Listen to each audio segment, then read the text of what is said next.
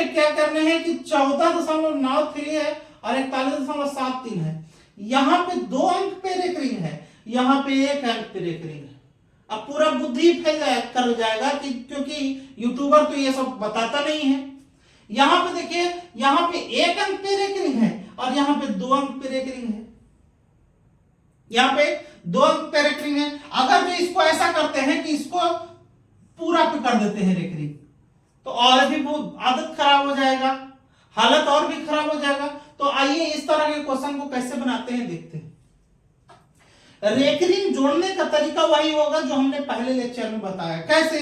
जैसे ये 2 अंकों का है, ये 2 अंकों का रेकरिंग है और ये 1 अंकों का रेकरिंग है, तो इन दोनों का एलसीएम लीजिए। 1 और 2 का एलसीएम कितना?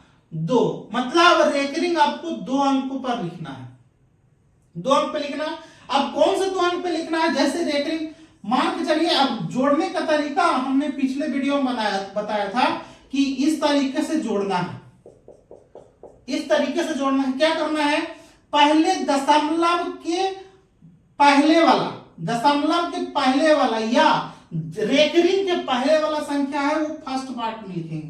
तो यहां देखिए, दशमलव के बाद ये दोनों रंग पे रेकरिंग है, तो दशमलव के पहले वाला संख्या पहले लिख लेते हैं, ठीक है।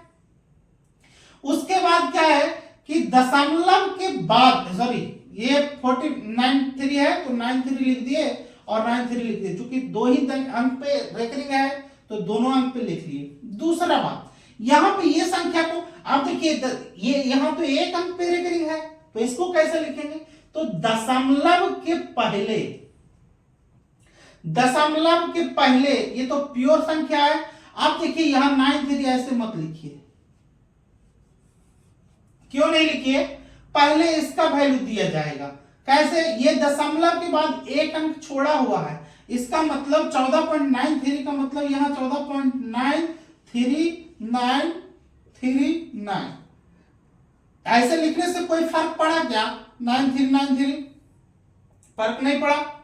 यहां पे देखिए, इसको उसी तरीके से लिख देंगे 41.7, चूंकि हम क्या बोले कि रेकरिंग के पहले वाला को फर्स्ट पार्ट में लिख देंगे, तो रेकरिंग के फर्स्ट पहले वाले को फर्स्ट पार्ट में लिख लिया और 3 पे रेकरिंग है तो इसको इस तरीके से रेकरिंग लिख दी। अब क्या करना है? इसको जोड़ना है तो जोड़ देंगे। 9 3 कितना? 12 हाथ में रहा 1, 3 3 6 1 7, 9 3 12 2 हाथ में रहा 1, 3 3 6 1 7, और 9 7 16 6 हाथ में रहा 1, और 4 1 5, और बाकी एक था 6, और 4 1 5। हम पिछले वीडियो में क्या बताए थे कि ये वाला संख्या, मतलब जो थर्ड पार्ट को इग्नोर कर देना है, मतलब इसको नहीं लिखना है, और सेकेंड पार्ट वाले पर क्या लगा देना है? रेकरिंग लगा देना है। मतलब यहां पे इसका संख्या कितना हो गया? 56.672, और इस पे क्या हो जाएगा? रेकरिंग। ये हमारा क्या हो जाएगा? आंसर हो जाएगा, ठीक है। तो कुछ फिर दूसरा क्वेश्चन क्या पूछा है कि कहा है कि 43.413 पे रेकरिंग है और 41.131 और इस पे 2 अंक पे रेकरिंग है, तो इसमें कितना अंक पे रेकरिंग है? 3 पे। इस पे कितना अंक पे रेकरिंग है? 2 अंक पे रेकरिंग है। अब कितना अंक पे रेकरिंग होगा पहले ये ज्ञात कीजिए। ये 3 और 2 दोनों का एलसीएम ले लीजिए, तो 3 और 2 का एलसीएम कितना हो जाएगा? 6, मतलब 6 डिजिट पे रेकरिंग होगा, मतलब 6 डिजिट पे रेकरिंग होगा, ये ध्यान रखिएगा। अब इसको कैसे जोड़ेंगे? जैसे इसको फर्स्ट पार्ट, इसको सेकंड पार्ट, इसको थर्ड पार्ट तो किए। अब देखिए हम क्या बोले कि जिस पे रेकरिंग नहीं है, जिस पे रेकरिंग नहीं है वो बायां साइड में लिखेंगे, मतलब फर्स्ट पार्ट में लिखेंगे। अब यहां देखिए 41.1 बाद तक रेकरिंग नहीं है, तो इसको भी उसी टर्म में लिखेंगे 43.4 134 अंतर पड़ा क्या? इसको लिखने से कोई अंतर पड़ा क्या? 43.4134 चलते गया, इसमें कोई चीज नहीं आया। दूसरी बात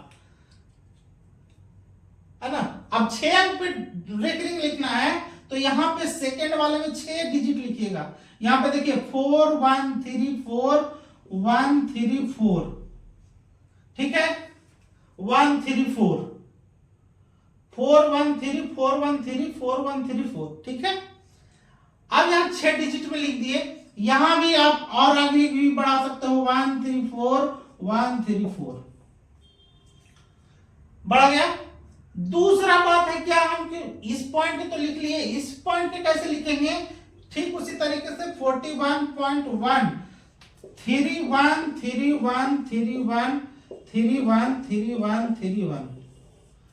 चेंज हुआ क्या, 41.1 31 चेंज हुआ क्या। इसको जोड़ना बहुत जरूरी है, हमेशा याद रखिएगा। इसको तो इग्नोर करते ही हैं थर्ड पार्ट को, लेकिन जोड़ना बहुत जरूरी है, चाहे उसका कैलकुलेशन हो ना हो। तो यहां पे मतलब इसका रोल हो या ना हो, जैसे ये 4 1 5 3 3 6 1 1 2 4 3 7 3 1 4 3 1 4, ठीक उसी तरीके से 5 6 2 7 4 4, यहां पे होगा 4 1 5 3 1 4 और 4 4 8 दशमलव 2, यहां देखिए दशमलव के सामने दशमलव लिख दिए। रेकरिंग हमको क्या बोले थे कि हम थर्ड पार्ट को छोड़ देंगे और सेकंड पार्ट पे रेकरिंग लगा देंगे, मतलब हमारा इसका आंसर कितना हो जाएगा 84.5447,265 और इस पूरे संख्या पर रेकरिंग लग जाएगा, ये हमारा क्या हो जाएगा, आंसर हो जाएगा। लेकिन ध्यान रखिएगा कभी भी पहले 3 पार्ट में तो पहले ऐसे लिखने के पहले क्या कीजिएगा कि ये कैलकुलेट कर लीजिएगा कि कितने अंक पे रेकरिंग होगा। रेकरिंग से पहले जो संख्या होगी उसको फर्स्ट पार्ट में लिखेंगे, इसको सेकंड पार्ट में लिखेंगे और थर्ड पार्ट में कैलकुलेशन कर देंगे, जो आएगा हमारा क्या हो जाएगा, आंसर हो जाएगा।